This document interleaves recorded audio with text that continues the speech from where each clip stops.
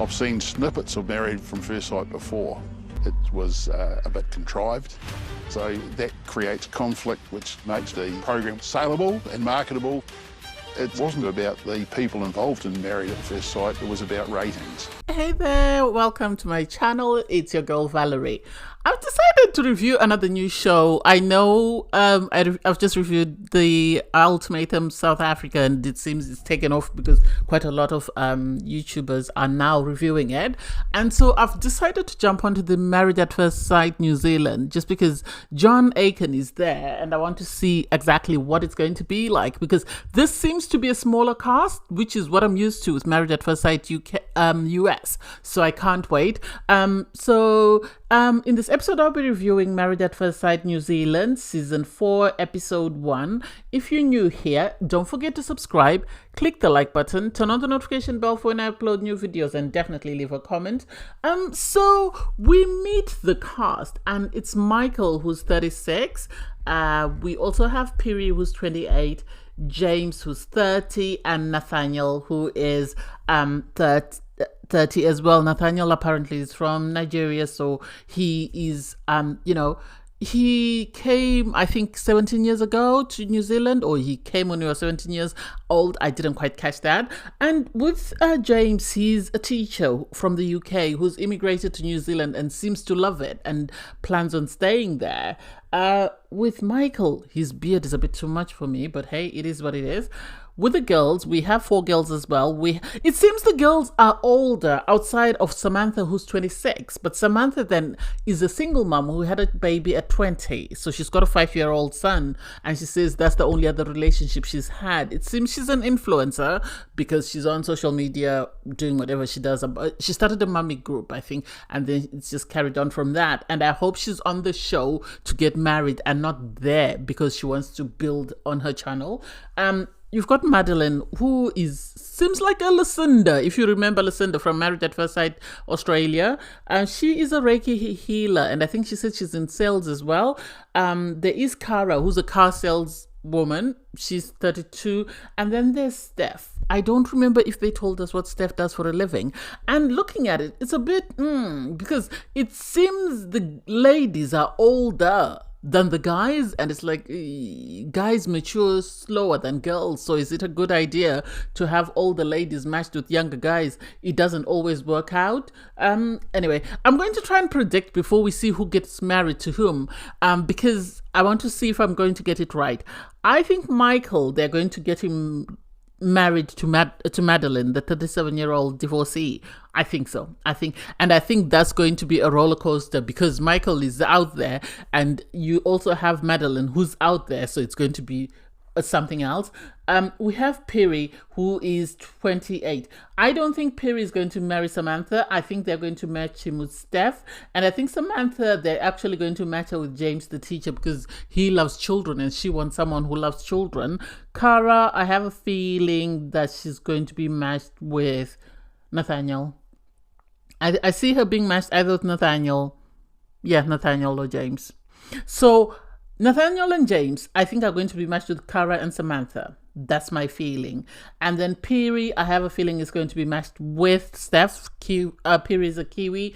And then you have Michael is definitely, I think, if they're going for age appropriate, and people that might sort of get along, because I think Michael might be a bit too much for the rest of the girls. He might be too much for Cara. I don't think they would get along. I think Cara would be better served with someone like either Nathaniel, the Nigerian dude, or he might be better served with a UK teacher, but I don't think so. I think the UK teacher is going to be matched with Samantha. Anyway, John arrives and Joe, and they sort of let everyone know that they're going to be whisked away to get married on an island, and I assume that that's where their honeymoons are going to start.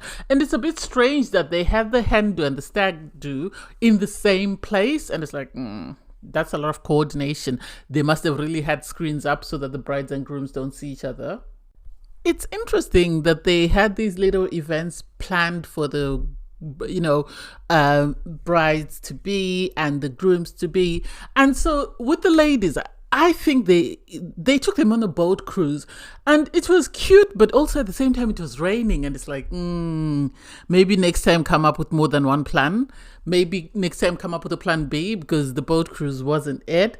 I think they should have sent them somewhere, even just a makeup party or something like that, or I don't know, something more lively, not them just sitting around another round table, because they were sitting at a table first when they met, and then you just took them and put them on a boat and sat them around a table, and it's like, that's not really it. That party is a bit And then the guys, apparently it seems like they had planned a golf trip for them, but because it was raining, they then ended up having them do this bartending stuff where they were making cocktails.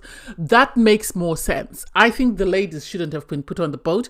I think they should have found some sort of activity that they would like, be it a yoga class or be it, makeup party, something that might entice them into feeling like they've had a great time.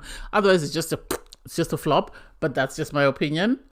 So I personally don't get it. I don't know why did they feel that this was a perfect match? It doesn't make sense to me, because Michael is the oldest guy in the experiment, and I expected him to be matched with the oldest girl in the experiment. And I don't know whether it's because they felt it would be too much fireworks and this is why they didn't decide to match them, but it doesn't make sense to me, personally to me, that they would feel it's appropriate to match Cara and Michael. They're two totally different ends of the spectrum. Yes, I know she's a saleswoman. Yes, I know she's tall, but that's not justifiable reason enough to sort of match them. It doesn't make sense. And so you have, Cara's dad saying, I told you this wasn't a good idea. I can't stop you from doing this because this is what you want to do. If this is what you want to do, I'm going to support you, but I don't think this is it. And I love the fact that he looked at the camera and told them, Married at First Sight is about ratings. It's not about people, meeting the love of their life. So I am skeptical that this is what my daughter's decided to do, because I don't think it's a good look for her. She's an amazing girl. I think his worry is they're going to edit his daughter negatively, and he sort of gave them a heads up that my daughter is amazing. So however you edit her, know that I know that she's an amazing girl. And it was sort of like, yeah, producers beware. And I don't think they're going to want to cross him, but at the same time I don't think Mike is the right guy for her. He is a boxer, or he was training in some sort of kickboxing. I don't know if there's a professional boxer, and for me it's like I don't know, but I don't think he's it for her. I think they could have done better for her. I don't know how this will play out, but I think it's going to be a bit intense. Apparently, she wanted someone who would take charge, and it's like they could have matched her with the school teacher. What did they think it would be that too boring for her, or what? It still doesn't make sense. It leaves me baffled. Apparently they're getting married in Vanuatu, and it's sort of, they're calling it an elopement, whereby I don't think, it seems family members are not allowed or are not coming. It's only one or two guests that you get to bring, and it's like, why? Are we on a tight budget, or are we trying to sort of follow the restrictions for COVID? When did they film this? I am curious. I really want to know. So I still am nervous about Cara and Michael. I don't know how it will play out as they get married, because I think they're going to be a very fiery couple, and I don't know, as I've said, how the dad will take it, but I can't wait to see episode 2. Thanks guys for watching. Please don't forget to like, share, comment and subscribe, and click the link in my video to watch my reviews from Married at First Sight Australia. Bye guys.